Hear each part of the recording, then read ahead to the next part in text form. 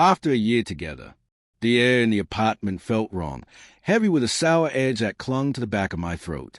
I stood frozen in the doorway, my keys dangling from one hand, the other gripping a bottle of wine we'd planned to share for our one-year anniversary.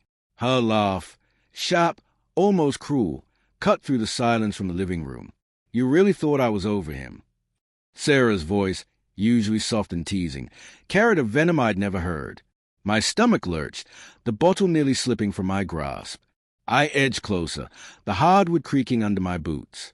The living room was dim, lit only by the flickering glow of her phone screen. She sat cross-legged on the couch, her back to me, oblivious to my presence. Her words spilled out, casual but jagged, like broken glass. It was so easy, national. He bought every single thing, every dinner, every late-night talk. God, he's so desperate for love, it's pathetic. A pause, then a smirk in her voice. Yeah, I know, I just needed to make Derek jealous. Worked like a charm. My heart slammed against my ribs, a wild, caged thing. I wanted to scream, to storm in and demand answers, but my feet were cemented to the floor. A year. 365 days of whispered promises, shared coffee mugs, her head on my chest as we watched rain streak the windows, dissolved into this moment. I'd ignored the signs, her late-night text she'd dismissed with a laugh, the way her eyes darted away when I asked about her ex. I'd told myself it was nothing, that love meant trust. Now, that trust was a knife twisting in my gut. I sank against the wall, the wine bottle cold against my thigh. My mind replayed every moment, searching for cracks I'd missed. The way she'd linger at parties, her gaze flicking to her phone when she thought I wasn't looking. The excuses, work, friends, just needing space, that I'd swallowed whole. I'd built her into something she wasn't, my anchor, my future. But she'd been playing a game, and I was the pawn. Who's that? A voice crackled through her phone, sharp and male. My breath hitched. Derek. It had to be. Sarah's tone shifted, softer now, almost pleading. No one, babe, just background noise. Look, I'm done with him. I got what I wanted. You're back. Can we just focus on us now? The room spun.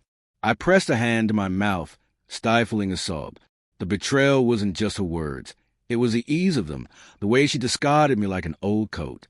I wanted to hate her, to storm in and shatter her smug little world. But another part of me, small, pathetic, wanted to beg her to take it back, to say it was a mistake.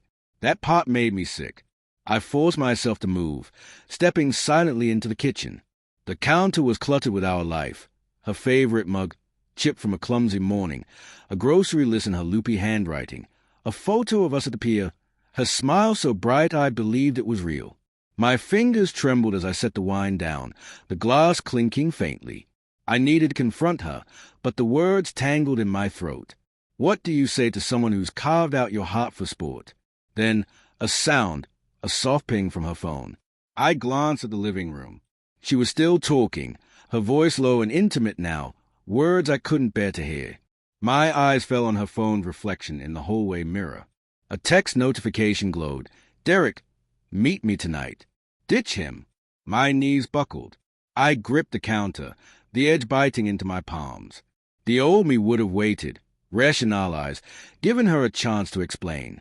But something snapped, anger, raw and molten, surged through me. I grabbed my keys, my jacket, and a folded note from my pocket I'd written earlier, a sappy love letter for our anniversary. I dropped it on the counter, the words I love you now a cruel irony. As I reached the door, her voice called out, oblivious, babe, you home. The sweetness in her tone was a lie, and it fueled me. I didn't answer. I walked out, the door clicking shut behind me, leaving her to her game.